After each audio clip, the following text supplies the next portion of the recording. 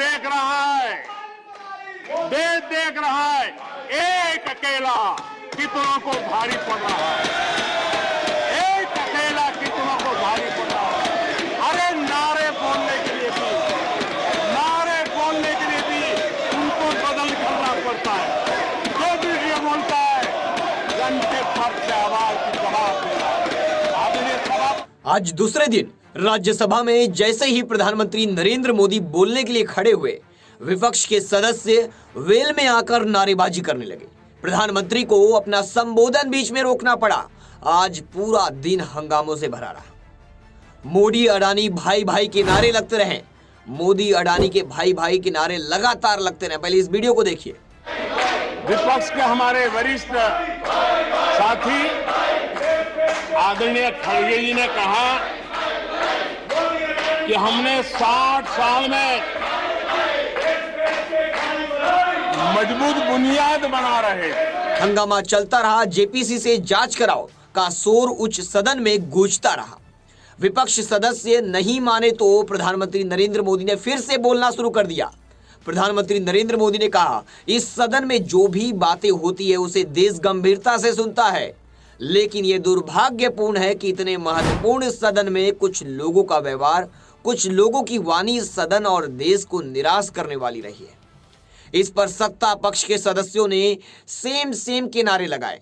मोदी ने कहा, इस प्रकार की प्रवृत्ति रखने वाले माननीय सदस्यों से मैं इतना ही कहूंगा, कीचड़ उसके पास था, मेरे पास गुलाल, जो भी जिसके पास था उसने दिया उछाल।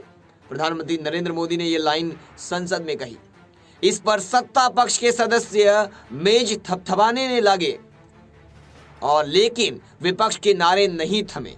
मोदी ने कहा कि जितना कीचड़ उछालोगे कमल उतना ही ज्यादा खिलेगा।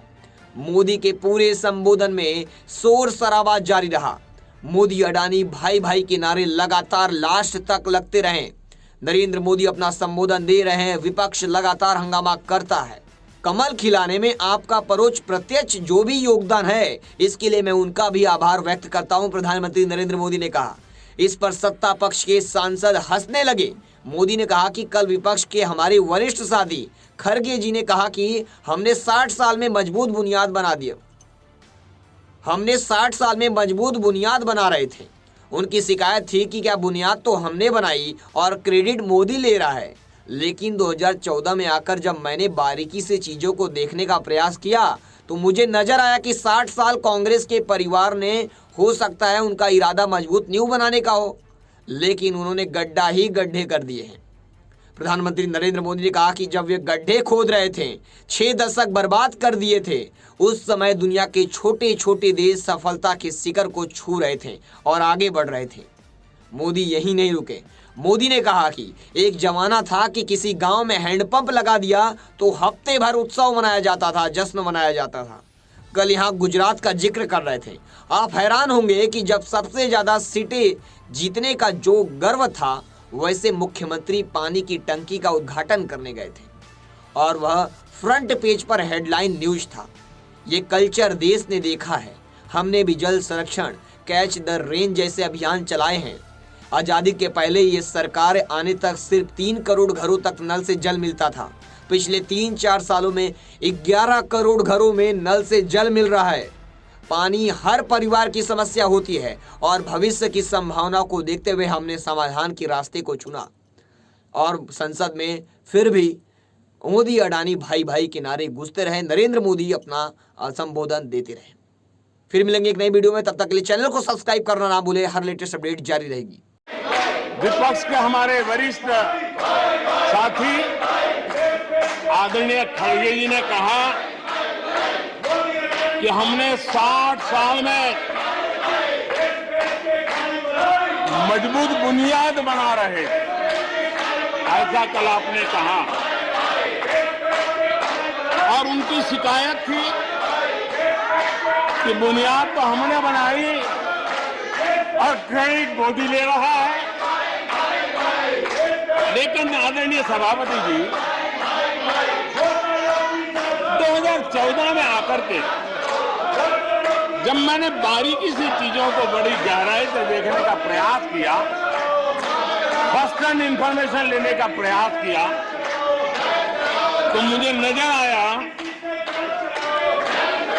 कि 60 साल कांग्रेस के परिवार ने, हो सकता है उनका इरादा मजबूत नींव बनाने का हो, मैं उस पर कोई टिप्पणी करना नहीं चाहता, लेकिन 2014 के बाद आकर के मैंने देखा कि उन्होंने गड्ढे ही गड्ढे कर दिए थे।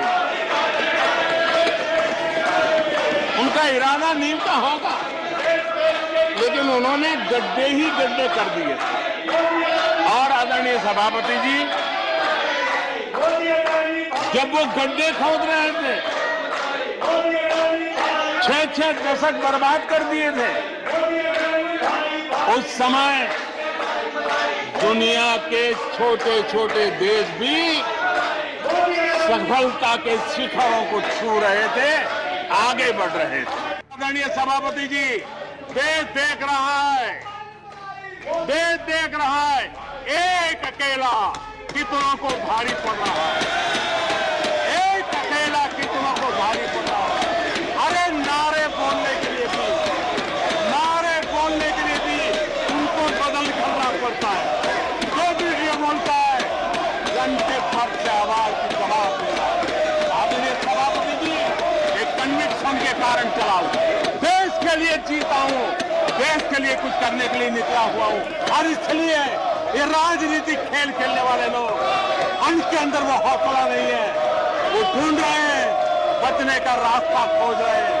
आदरणीय सभापति जी, राष्ट्रपति जी के उम्दा भाषण को, राष्ट्रपति जी के मार्गदर्शक भाषण को, राष्ट्रपति जी के प्रेरक भाषण को इस सदन के अंदर अभिनंदन करते हुए, धन्यवाद करते हुए, आपका भी आभार व्यक्त करते हुए अपनी बात को समाप्त